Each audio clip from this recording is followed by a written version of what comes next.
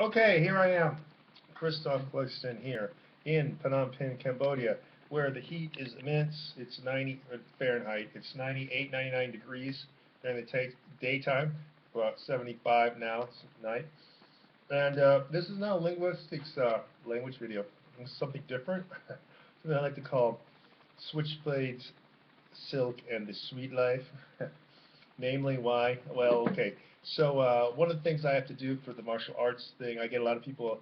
I train about knife fighting, and they ask me a lot of different questions about different types of knives and stuff. And one of the things is there still a place for switchblades?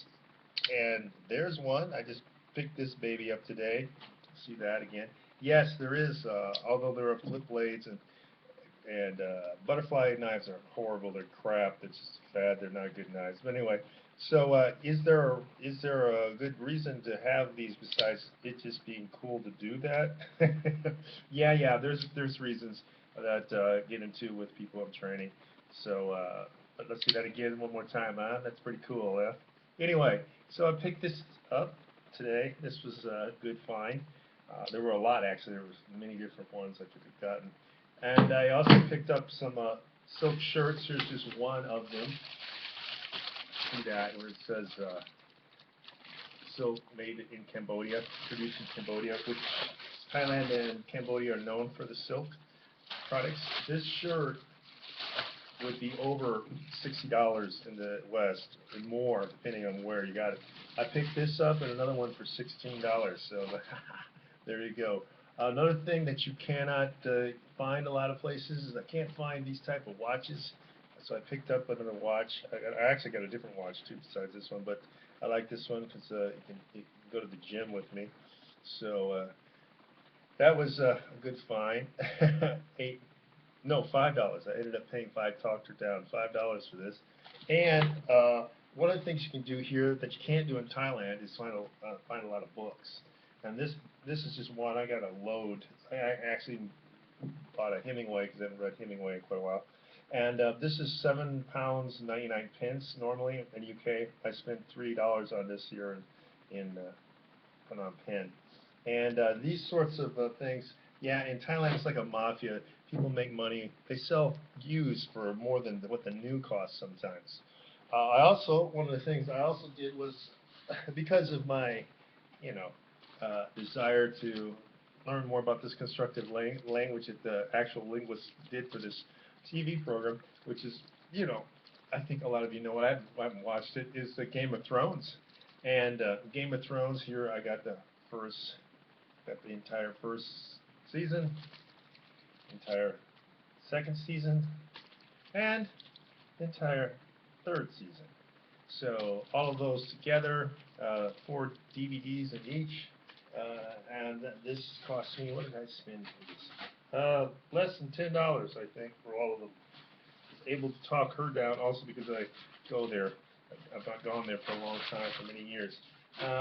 So, yeah, Cambodia's a different vibe than Thailand. I used to live here, and it's growing, it's expanding, has a lot of different feelings. The people are different. It's not as gamey, as scammy as Thailand is, really. And there are. It's just. It would take a long time to explain. You'd have to know. Me explaining to you on the outside, those you don't even have a clue about Southeast Asia, it won't make much sense. Khmer, however, okay, let's do a little linguistics. Khmer is a totally different language than Thai. Uh, it is not in the same family at all, for one thing. And Khmer is a non-tonal language. They have a lot of vowels, and vowel length is important too. It's distinctive on vowel length.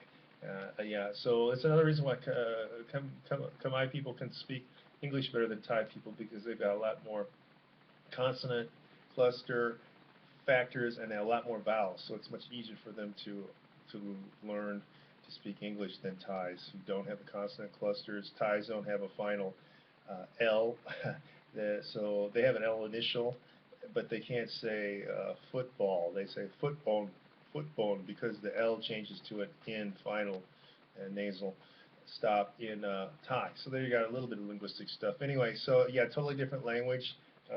Very small, also geolocked, smaller than Thai actually, but it's a totally different place. It's scorching hot, 99 degrees Fahrenheit today during the day. It's about 75 here at night. Nightlife's much larger, much better than most of all of Thailand. Cheaper. Western food is better now. They've got a lot more. This used to be a French colony, so there's a French radio station here still. The streets are still named in French. There are a lot of ex-French, ex-French expat, I guess you should say, living here in Cambodia, and so it's got a different vibe. The bakery, of course, is much better thanks to the French, because the bakery in Thailand is horrid. The beer is horrid in Thailand. It's the worst on the planet. It is just garbage. They can't even get. They have to change it so they can make export of what most of it. Now here in Cambodia, there's a lot. I've talked about this before. I think this is a really good beer. There are a lot here actually, but they call this Anchor. I know we say Angkor because there are two beers. There's another one that's in a gold can called Angkor because Angkor Wat uses that as its background. So for the Khmer, not to confuse them, they call this Anchor. You have to say Anchor here because if you say Angkor, if you say Angkor, they're going to think you say Encore, and they're going to give you the gold one, which is not as good as this.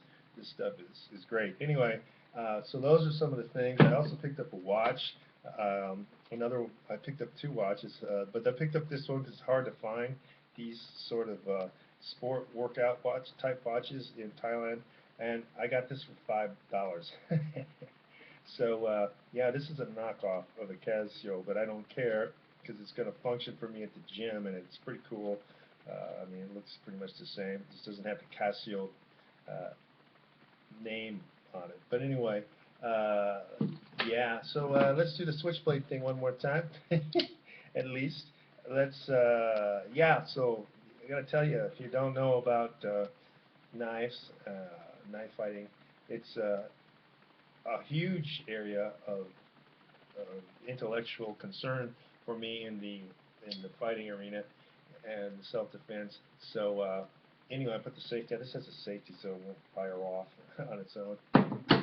Anyway, so there you have it. There's a little bit of the Switchblades, silk, and the sweet life here in Cambodia as I return to Phnom Penh, or the Bodia, as we call it sometimes.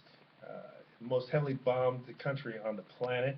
They dropped everything. Nixon tried to blow up the entire country, and it leveled most of it. Phnom Penh is not a pretty countryside around here.